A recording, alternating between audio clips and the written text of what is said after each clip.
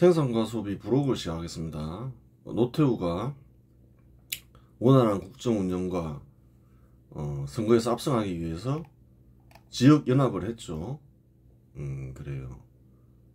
강원도, 경상도, 부산, 충청도 그 연합 세력을 만들었어요. 연합 정당을 만들었어요.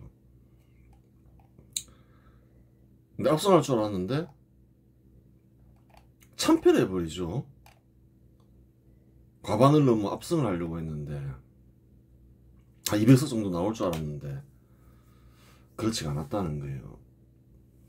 그전에도 민자당은 제1당이었죠. 그냥 과반을 넘기지 못한 제1당이잖아요. 지역연합을 했음에도 불구하고 그 참패인 거죠. 오히려 근대국가 수립 세력은 민자당과 통일국민당으로 분리돼 버렸죠. 분열돼 버렸죠. 민주당은 약진하고 이제 김대중을 중심으로 통합되면서 그래요.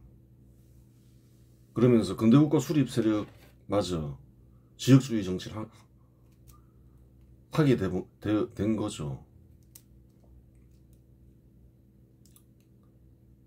전혀 그 이질적인 근대국가 수립 반발 세력 인사인 또 김영삼을 끌어들여서 그 후유증이 지금까지 있는 거예요. 사실은 김영삼에 의해서 근대국가 수립 세력 인사들이 제거되고 또 타락하고 그런 건 이제 뒤에 살펴보기로 하고 이거 끝나면 또 이제 살펴볼 거 아니에요. 바로 필승의 전략을 파기하고 지역주의 정치로 가버린 거죠. 후유증이 굉장히 컸죠. 그래요. 뭐 범죄와의 전쟁도 했고 또 하나 더 살펴볼 게 있어요. 1991년 9월 17일 남북한이 동시에 유엔에 가입한 사건이 있었다. 유엔에 가입하고자 하면 해당국이 신청한 뒤 안전보장이사회가 심사하고 최종적으로 총회의 승인을 얻어야 한다. 이런 절차가 있다는 거예요. 한국이 유엔에 꼭 가입해야 되겠다 싶으면 한국만 그냥 신청하면 된다는 거예요. 근데 노태우가 이상한 일을 벌였다는 거예요.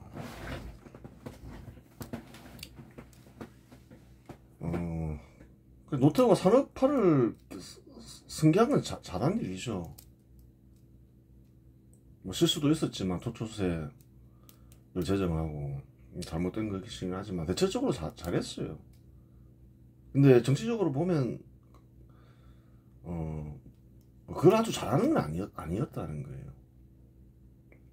남북과 동시가입도 문제라는 거예요. 사실은 한국이 유엔에 가입하고자 하면 그러한 절차를 따르면 되는데 노태우는 남북한 동시가입을 추진했다. 꼭 혼자만 가입하면 되지 왜 북한을 끌어들이냐는 거예요. 그거 잘못된 거라는 거예요. 정치적 목적이 있었다고 보아야 한다. 남북을 평화로 이끈 대통령으로 기록되고 싶었던 것 같다. 동시가입해서 그래요. 평화통일의 선구자가 되고 싶었다. 어떤 정치적 목적이 있었다고 봐야 되는 거죠. 하지만 이는 국익에 반하는 행동이었다. 국익에 반하는 행동이라는 거예요. 왜 그러냐? 한국은 1948년 12월 한반도에서 유일하게 합법적으로 인정된 국가이다. 유엔이 그래요. 너희들 남북으로 갈라서지 마라. 유엔에서 그냥 총선거를 치러서 한국가로 살아라. 누가 거절하나요? 북한이 거절하잖아요. 공산주의 국가를 만들지 말라고 한 게 아니에요. 선거로 결판을 내라. 근데 북한이 거절을 하면서 분단이 되는 거죠. 그걸 알아야 되는 거예요. 분단이 왜 됐는지. 공산주의 세력은 나만이 한국이 단독 선거를 해서 분단이 됐다는데 그게 아니에요. 유엔에서 결정을 내렸다는 거예요. 답이 안 나오니까 그냥 선거로 결판 내라 했는데 총선거를 거부하면서 분단이 됐다는 거예요. 북한이. 그 전혀 엉뚱한 소리를 하죠. 공산주의 세력 인사들은.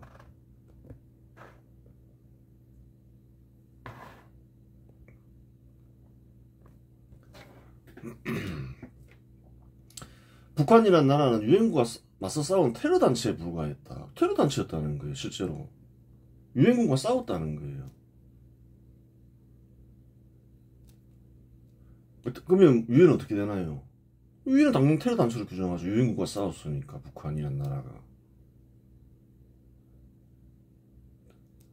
당시는 이제 2차 대전이 끝나고 정복 전쟁을 금지하려고 했는데 유엔을 만들어서 유엔의 목적이 정복 전쟁을 기본적으로 막는 거잖아요. 근데 바로 북한이 유엔 결성되자마자 얼마 지나지 않아서 정복 전쟁을 일으켰다는 거예요. 그래서 유엔군이 파견된 거예요. 많은 국가들이 분노하면서 총선거 하라는데 총선거도 하지 않고, 동시 가입하게 되면 두 국가 모두 합법적으로 세계로부터 인정된 국가가 되니 한국의 이익에 반하면 북한이라는 나라에 정당성을 부여해야 된다. 그렇잖아요. 유엔군과 맞서 싸운 북한은 나라로 인정 못 받았다는 거예요. 유엔으로부터. 그래요. 그러면 왜 동시가입을 추진해요? 동시가입하게 되면 어떻게 되나요? 북한이 국가로 인정받게 되잖아요. 테러 단체에서. 한국은 원래부터 국가로 인정받고 있는데 유엔으로부터. 이거 잘못된 거라는 거예요. 즉 스스로 유리한 위치를 포기하고 대등한 관계가 된 셈이니 참으로 어리석은 일이다. 스스로 유리한 위치를 포기한 거죠. 원래부터 이제 한국은 국가로 인정받고 있었는데 유엔에 가입만 하지 않았지. 북한을 국가로 인정한 셈이 되잖아요. 노태우가 그런 일을 벌였다는 거예요. 한국 입장에서 유엔에 반드시 가입해야 할 이유도 없다. 아니 왜 꼭 가입해야 되냐는 거예요. 특별히 그런 건 없다는 거예요. 이제 세계 외교력을 증가시키기 위해서 가입할 수 있는데 이렇게까지 뭐 북한에게 유리한 조건을 주면서 가입해야 할 이유는 없다는 거죠. 외교력이 강화되겠지만 유엔에 가입하면 분담금도 내야 한다. 그걸 알아야 되는 거예요. 분담금 순위를 보면 2023년 기준 한국은 유엔에 분담금을 9번째로 많이 내는 나라이다. 유엔에 꼭 필요한 나라죠. 돈 있어야 유엔도 운영 될 거 아니에요. 북한은 필요한 거야, 안 필요한 거예요? 북한 유엔 입장에서 하나도 필요 없다는 거예요. 돈 먹는 한마라는 거예요. 도와줄 가치가 있는 나라를 도와주면 되지. 북한이 뭐 유엔 입장에서 도와줄 가치가 있는 나라냐는 거예요. 세계에 어렵게 사는 사람들이 많은데 분담금만 내는가? 유엔기구, 뭐 유니세프, 뭐 이런 거 쭉 있죠. WHO 등 기부해야 하고 유엔이 파견하는 유지군에도 지원해야 한다. 돈이 많이 나간다는 거예요.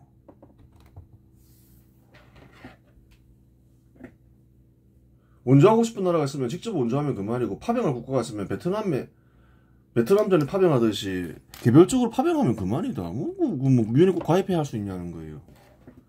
한국 입장에서 볼 때 도와주고 싶은 나라가 있으면 그냥 도와주면 된다는 거예요. 전쟁에 파병해야 되겠다. 뭐 예를 들어서 미국이 전쟁에 돌입했다. 우리도 미국 돕고 싶다. 그럼 베트남전에 파병하듯이 도우면 된다는 거예요. 다른 뭐 어떤 나라든 간에 굳이 뭐 유엔을 통해서 할 이유는 없다는 거예요. 그래요. 유엔 입장에서 한국은 반드시 가입시켜야 할 국가였으니 나설 이유가 없었으며 북한과 동시 가입하라는 요구가 있었다면 거절했어야 했다. 뭐 우리가 북한하고 왜 동시 가입하냐 이래야지. 우리가 그럼 가입 안 할 거다. 그러면 이제 유엔에서 가입시키겠죠. 유엔이 필요하다 싶으면 뭐, 북한도 신청해서 가입이 되면 그건 할 수 없는 거지만 굳이 뭐 나서서 같이 할 필요는 없다는 거예요. 우리는 우리대로 하고 한국은 한국대로 하고 북한은 북한대로 하면 되는 것이지 왜 동시 가입해요? 유엔에 그런 요구가 있었냐는 거예요. 그럼 안 한다 하면 되지 뭐. 안 한다기보다는 그냥 우린 단독으로 그냥 신청하면 되는 거라는 거예요. 뭐 동시에 가입을 해요. 유엔이 북한을 받아들이면 할 수 없는 거지만 북한 입장에서는 유엔에 가입하면 여러 가지 이점이 있다. 외교력이 강화되며 국가로 인정받을 수 있다. 집꼬리만한 분담금 2023년 기준 2억을 내고 대규모 원조도 받을 수 있다. 북한은 2023년에 유엔 및 국제기구로부터 약 1억 달러, 약 1,300억 원 규모의 인도적 지원을 받은 것으로 추정된다. 다 한국 돈이 나가는 거죠. 뭐 한국이 낸 돈이 동시 가입하는 바람에 자금만 지원받을 수 있는 것이 아니다. 산업, 보건과 의료 분야, 교육 분야를 발전시킬 수 있는 기술을 제공받을 수 있다. 즉 유엔 입장에서 북한은 돈 먹는 한마였고 지금도 마찬가지이다. 계속 먼저 해줘야 되잖아요. 북한이 가입하는 바람에 유엔 회원국인데 다 그 누구 돈인가요? 한국 돈이지 뭐. 즉 동시가 가입을 하면 한국에서 얻은 자금으로 유엔을 통해 북한을 지원하는 셈이 되니 반국가 행위가 되는 것이다. 그렇잖아요. 적국에게 왜 그런 일을 벌려요. 단독 가입을 추진하고 유엔이 동시 가입을 요구하면 거절했어야 했다. 단독 가입을 추진하고 뭐 유엔이 오케이 하면 오케이 하는 거고 아니면 아닌 것이지. 동시 가입을 요구해서 뭐 그랬을 수도 있겠죠. 그거는 뭐 우리는 우리대로 할 거다 이러면 그만인 거지 뭐. 어떤 이는 다음과 같이 주장할 수 있다. 그러다가 북한만 가입하게 되면 어떻게 되나? 좀 말이 안 되죠. 뭐 그냥 우린 가입 신청서를 내면 그만이니까. 유엔과 싸우면 북한만 가입시키고 뭐 한국만 가입시키는 일은 없겠죠. 유엔이 유일하게 인정한 국가인데 북한은 테러 단체인데. 물론 그런 일은 절대 일어나지 않는다. 유엔과 맞서 싸우면 북한을 가입시키고 한국을 가입해서 배제한다는 것은 유엔 스스로 자신을 부정한 것이다. 부정하는 일이다. 그렇잖아요. 아니 한국대로 그냥 신청하면 된다는 거예요. 북한 신경 쓰지 말고. 왜 그 동시 가입을 추진해요? 또한 안보리 심사를 받아야 하는데 한국에 가입 없이 북한은 안보리 심사를 통과할 수 없다. 다 한국 우방국들인데 대부분이 뭐 미국, 영국, 뭐 프랑스 등. 그러면 이제 근대국가 수립 반발 세력의 동향을 살펴보자. 근데 좀 이상하죠. 한번 이거 동시 가입을 한 건가 우연인가? 동시 가입을 추진했다로 알려져 있죠. 근데 어떻게 되는 건지 알 수가 없죠. 이상한 일이다. 왜 그 국익에 반하는 일을 했을까? 아니 물론 정치적 목적이 있긴 있는데 굳이 뭐 그럴 이유가 없는데 한국 입장에서 막대한 손해인데 국익에 반국가 행위이기도 하고. 노태우가 추진한 것이 맞긴 맞나?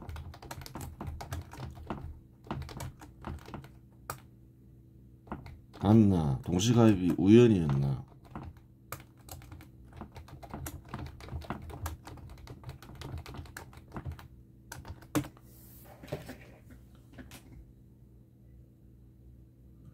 그게 뭐 보라는 거예요. 그냥 단독으로 그냥 신청하면 되는데 적극적으로 추진한 것이 맞다잖아요.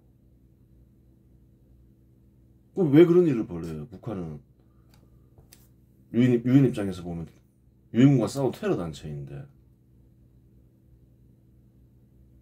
그냥 혼자 신청하면 되지. 뭐 우연이 됐으면 뭐 할 수 없는 거지만 우연도 아니고 동시가입을 추진했다잖아요. 문제가 되는 거예요. 왜 그런 일을 벌여요? 금전적으로도 큰 손해고. 아니 그냥 신청을 내고 유엔 오케이 하면 오케이 하고 아니면 마는 거지. 동시가입을 추진할 이유는 전혀 없었다는 거예요. 그 테러 단체를 국가로 인정하게 된 셈이 되잖아요. 그렇게 되는 건데.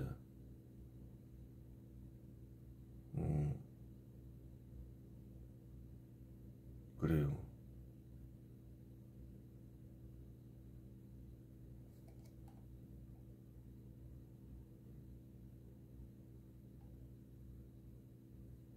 은밀하게 그냥 진행하면 되는 거지.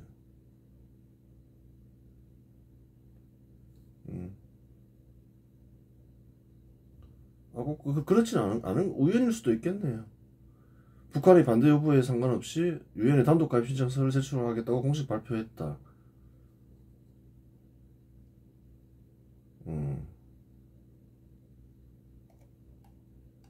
동시 가입을 추진했나? 한번 좀 자세히 봐야 되는데.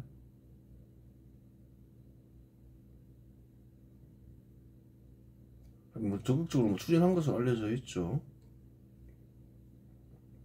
북한과 접촉할 이유가 없는 거죠. 뭐 반대하건 말건 뭐 북한 언급할 필요도 없는 거죠. 동시가입을 공식 발표했다고 하죠. 우연은 아닌 것으로 보이죠. 잘못됐다는 거예요. 그러면 이제 근대국가 수립 반발 세력의 동향을 살펴보자. 그래요. 현실 한국을 정확하게 이해하기 위해서는 근대국가 수립 반발 세력을 살펴봐야 되죠. 어쩔 수 없는 거죠. 그거는 대결 속에서 이루어지고 있으니까. 사라질 때까지는 그렇겠죠. 근대국가 수립 반발 세력이.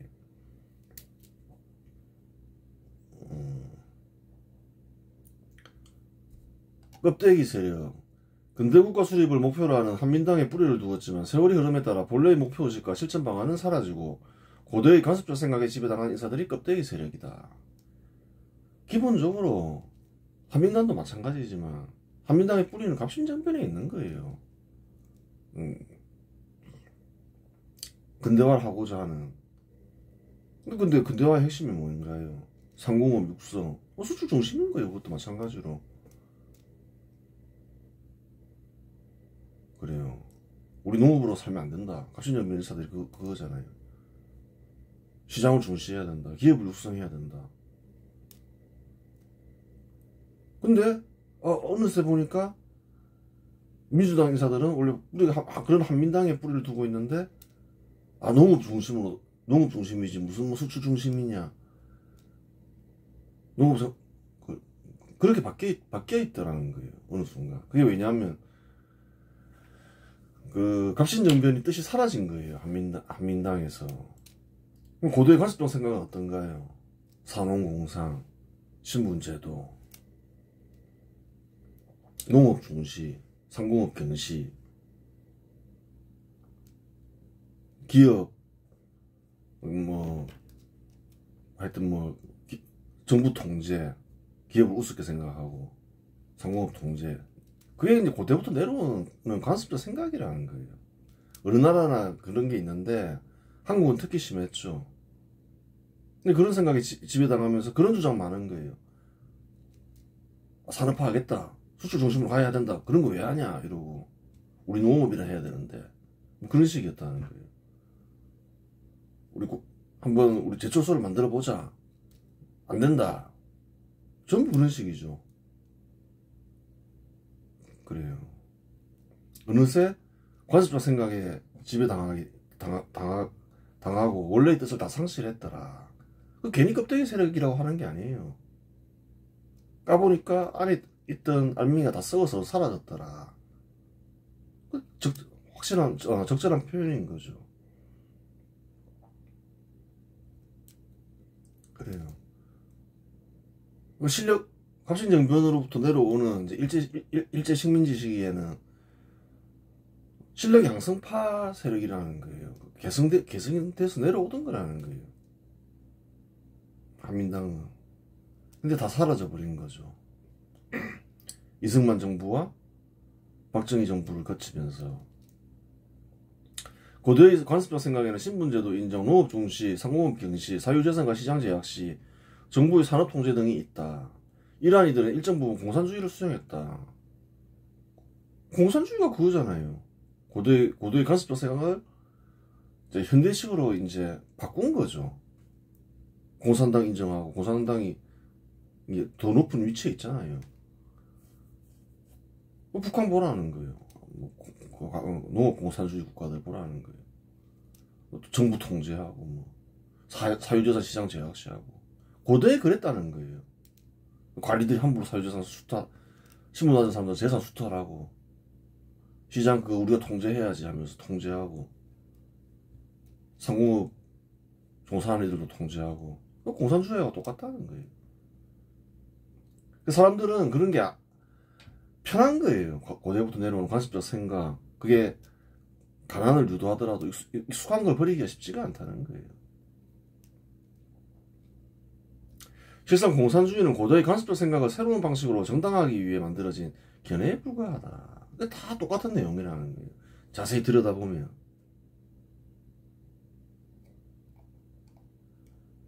한민당을 뿌리로 하다 보니 민주당계 정당에 가입한 인사들이나 지지자들 중에 껍데기 세력에 속한 이들이 많았다. 그렇죠. 이 시기 껍데기 세력은 선거 만능주의에 빠져 있었는데 자신이 지지하는 정당이 집권하기 위해서는 선거제도가 필수적이었기 때문이다. 어려울지 집권만 생각하고 있었죠. 알맹이는 다 썩어 없어지고.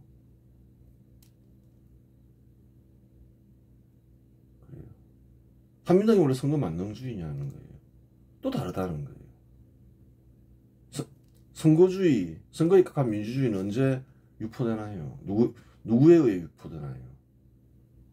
식민지 시기에는 없었다는 거예요. 그런 게. 그걸 알아야 되는 거예요. 잘 모르는 거예요. 그럼 미군정 하지가 1946년 선거를 실시하면서부터 생긴 거라는 거예요. 이승만도 이제 미국에서 오래 있다 보니까 그런 이제 선거에 입각한 민주정치를 채택한 것이고, 원래 한국에는 그런 게 없었다는 거예요. 사람들이 잘 모르는 거예요.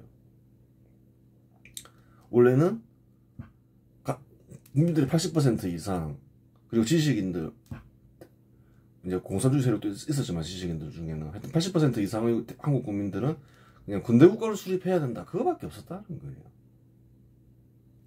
그 미국 민주주의가 하지를 통해서 도입된 거죠. 그 껍데기 세력은 이제 그 한국에서 내려오는 이 땅에서 역사적으로 내려오는 근대 국가 수립, 그것은 다 사라져 버리고 다 썩어서 없어지고 선거 만능주의에만 빠져 있더라. 하지로부터 하지가 이제 어떻게 보면 민주정치, 한국 민주정치의 아버지인 거죠. 그 사실인 거예요. 원래 그전에는 그런 게 없었다는 거예요.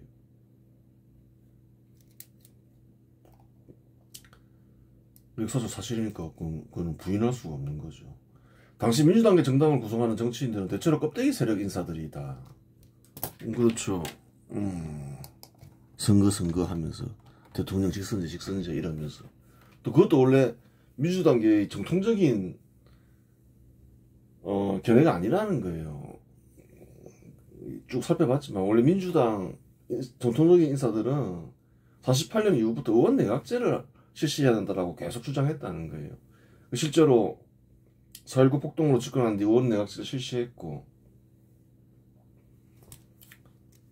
많이 바뀌어 있는 거죠. 물론 과거 이력을 볼 때 공산주의 세력 인사일 수도 있지만 이는 자신의 정체를 숨긴 인사로 그 스스로 보는 것이 타당하다. 공산주의 세력 인사들도 숨어 있을 수 있죠. 속을 감추고 이제 껍데기 세력이 됐으니까. 근데 껍데기 세력이니까 뭐 특별하게 뭐 그런 걸 중시 안 하죠. 처음에는 그런 걸 중시했죠. 한민당은 당연히. 근대국가 수립 세력 인사들이 세웠는데 빨갱이는 안 돼 이러지만 이제 어느 순간 보면 이제 껍데기가 돼 있으니까 뭐 그런 거 안 따진다는 거예요. 껍데기가 돼서 그런 거예요. 알맹이가 있을 때는 그럴 수가 없는 거죠.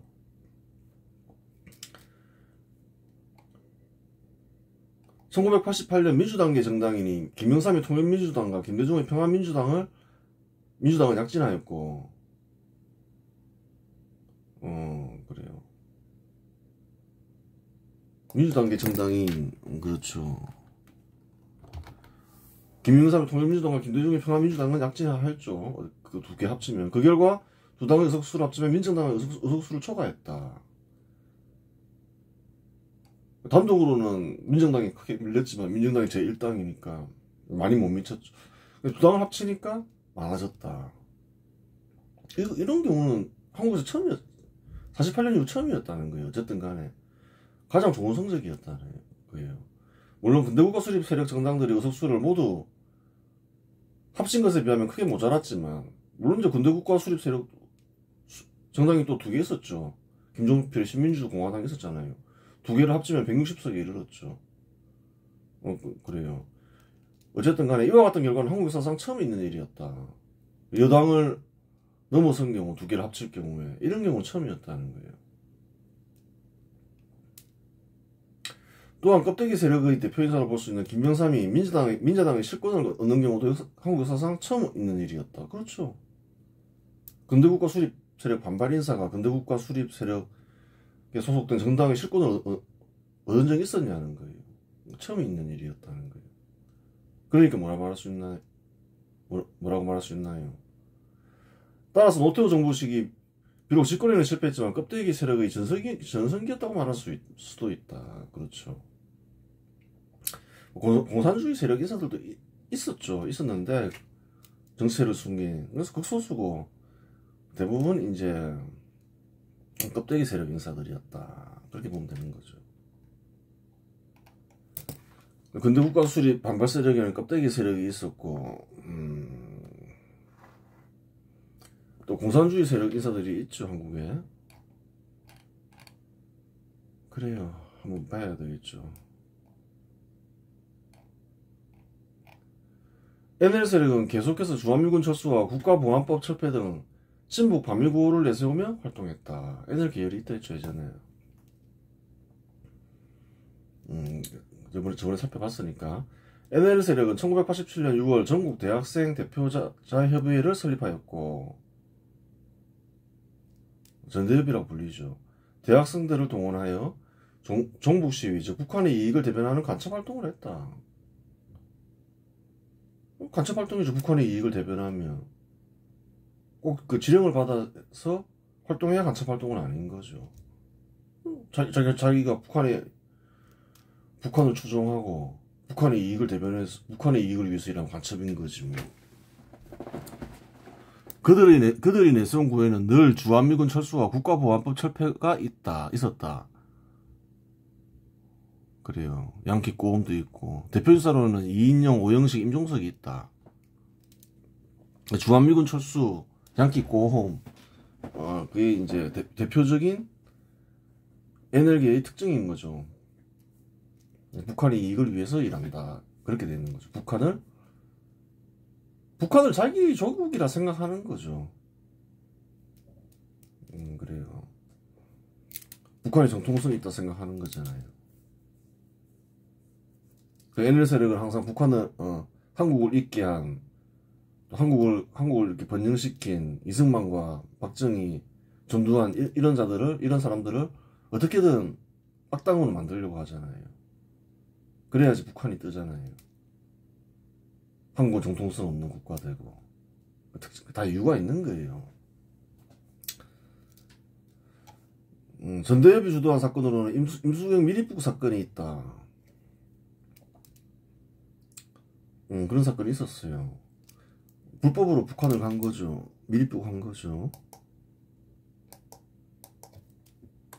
임수경은 1989년 6월 평양에서 열린 제1차 범민족 대회에 참가하기 위해 북한에 미리북했다. 임수경은 서울에서 도쿄에서 서베를린, 서베를린에서 동베를린, 동베를린에서 모스크바를 거쳐 평양으로 불법적으로 미리북했다. 바로 갈 수 있는 루트가 없죠. 그래서 이제 돌고 돌아서 들어갔더라. 형식적으로는 남북한의 통일을 원하는 단체가 주최한다고는 했지만 실질적으로는 김일성이 주최한 모임이었다. 김일성이 주최한 거죠, 뭐. 북한에서.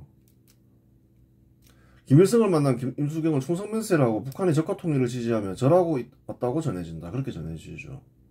그렇지 않으면 김일성이 만나줄 이유가 없는 거죠. 충성하겠다 하니까 한번 만나준 거죠. 그래요. 한국의 대학생을 왜 만나요? 이유가 있으니까 만나는 거지. 충성하겠다고 하니까 만나는 거지.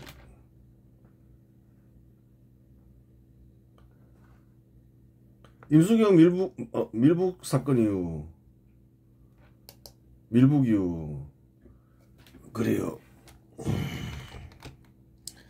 친북 인사들에 의해 범민련이 결성되었다. 이와 유사한 사건이 1948년 3월에 있었다. 비슷한 사건이 있었다는 거예요. 김구와 김구일파가 참여한 남북연석회의가 범민족 대회와 유사하다. 그것도 이제 비슷했죠. 우리 민족 전체가 단결해야 한다 이러면서. 그래요. 그것도 김일성이 주최했잖아요.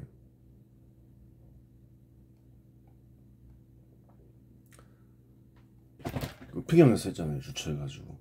임수경 밀북 사건 이후 1990년 11월 NL 세력은 북한의 이익을 대변하는 활동을 하기 위해 범민족연합을 조직했다. 범민연이라고 부르죠.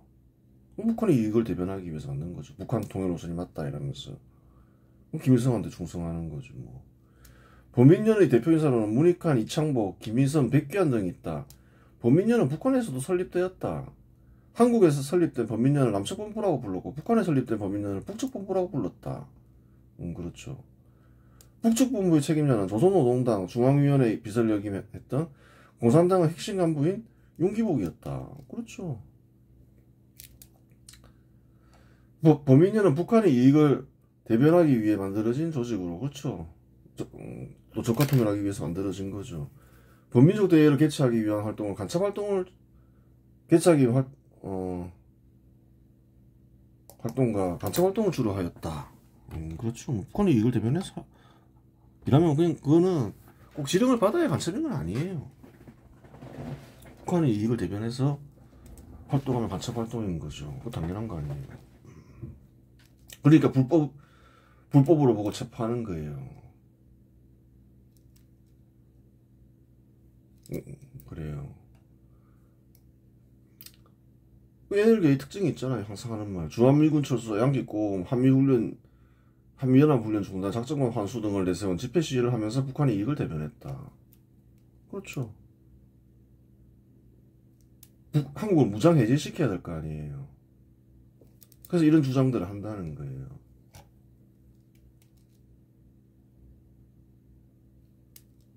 현 시대도 작전권 환수를 하잖아요. 어디서 내려오는 건가요? NLK에서 내려오는 거라는 거예요. 한국의 무장을 해제시키기 위해서.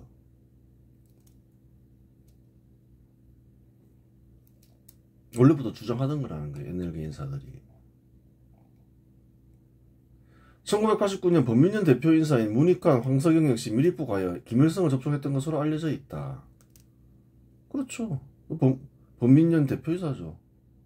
불법을 저질러 가며 김일성과 접촉한 것으로 보아 임수균과 같이 김일성에게 충성 맹세한 것으로 보이나 직접적인 증거는 없다. 그럼 김일성을 왜 만나겠어요?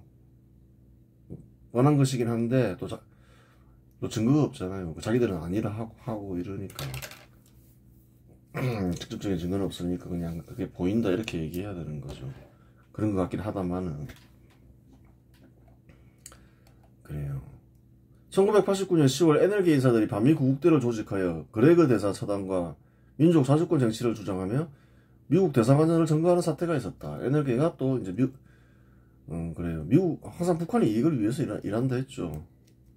미국은 또 북한이 적이잖아요. 그러니까 그레그 대사 처단 이렇게 하면서 미 대사관을 점거한 사태가 있었다는 거예요. 당시 이들은 사제폭탄과 화염병을 소지하고 있었으며 접견실에 신호를 뿌리고 바리케이드를 설치했다. 불 지르겠다. 이제 이런 식으로 나왔던 거죠. 경찰들에 의해 점거한 뒤 50분 만에 경찰들에 의해 체포되었다고 전해진다. 그렇죠. 그런 일이 있었다는 거예요. 사건을 일으킨 대표인사로는 정청래, 김미준, 심상호 등이 있다. 그래 사실이죠. 그래요. PD도 살펴봐야 되는데 빨리 살펴보죠 뭐. 1991년 이후 PD 세력은 전국 학생연대회의를 중심으로 시위를 했는데 이들이 내세운 구호는 계급 해방, 재벌 해체, 노동권, 노동자 권리 보장, 사회주의 실현이었다. 이 사람들은 주로 마르크스 레닌주의를 따른다 했죠. 마르크스 레닌주의는 근로자들을 조직해서 폭동을 일으켜서 집권한다. 그래서 공산주의 국가를 만든다. 그거죠. 얘네는 북한의 지정에 따라 움직이면서 북한이 한국을 통일할 수 있게 한다. 이런 거죠. 아니 어차피 근데 공산주의 국가가 되면 둘이 똑같으니까 통일이 되는 거니까 뭐 결과는 그게 그건 거죠 뭐. 전국 학생연대회의는 1985년 PD계 인사들이 설립한 단체이다. 대표 인사로는 김민석, 오수진, 이병탁 등이 있다. 1987년 전대협이 결성되기 전까지는 NL과 PD가 전학년에서 함께 활동했다. 노선 차이로 NL계 인사들이 전대협을 따로 결성한 것이다. 한쪽은 북한 지시 따라 움직여야 된다. 한쪽은 아니다. 근로자부터 조직해야 된다. 의견이 충돌이 있으니까 공동으로 행동하기가 어렵잖아요. 그래서 따로 조직을 만들었다는 거예요. 전대협을. 한쪽은 근로자 조직 결성을 중시하고 다른 쪽은 북한 지령에 따라 행동하고자 하니 별도의 조직 없이는 원하는 활동을 할 수 없었던 것이다. 1991년 4월 학생들과 근로자들이 연대하여 시위하는 와중에 명지대 대학생 강경대가 사망하는 사건이 있었다. 그래요. 사인의 심장 주변에 피가 고여 있었던 것으로 보아 가슴 부위에 충격이 있었던 것으로 보인다. 경찰청 산하에는 백골단이라고 불리는 사복 기동대가 있었는데 백골단은 시위대에 침투하여 시위대를 해산하는 역할을 맡았다. 시위대에 지금 그러니까 사인이 뭐냐 심장에 피가 고여 있더라. 가슴 부위에 강한 충격이 있었다. 이렇게 보면 되는 거죠. 시위대에 침투한 백골단에 맞아서 강경대가 죽었다고 알려져 있는데 증거는 없다. 누가 때렸는지 밝혀진 바가 없다. 증거도 없고 누가 때렸는지 밝혀진 바도 없다는 거예요.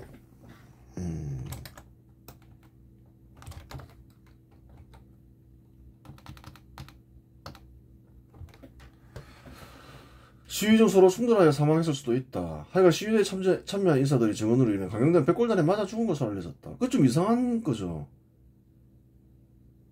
패스면 주로 이제 가슴 부위에 타격이 하기는 어렵잖아요. 머리를 맞았다거나 예를 들어서 파이프를 휘두르면 팔 부위가 다치거나. 그런데 그 이상하다는 거예요. 좀 사건이 가슴 부위에 상처가 가슴 부위에 타격을 받았다. 가슴을 때리기가 쉽지 않잖아요. 칼로 찌르지 않는 이상. 찌르는 행동을 잘 안 하잖아요. 파이프 가지고 몽둥이를 가지고 휘두르지. 그 좀 이상한 사건이라는 거예요.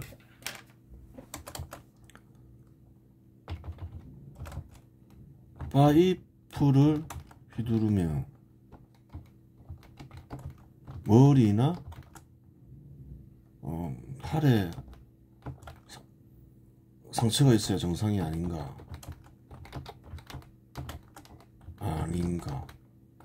좀 이상하다는 거예요. 그래서 사인이 불분명하다 이렇게 얘기하는 거예요. 얼굴이나 이런 데 상처가 있어야 되는데 심장에 피가 고였다는 거예요. 가슴 부위에 상처를 그래요. 팔로 막으니까 팔에 상처가 날 수 있고, 아니 머리가 맞았으면 머리에 상처가 있어. 이게 일반적이라는 거예요. 팔에 상처가 있어야 정상이라는 거예요. 근데 이제 팔에는 상처가 없었다는 거예요. 그 이상한 사건이죠. 없었나?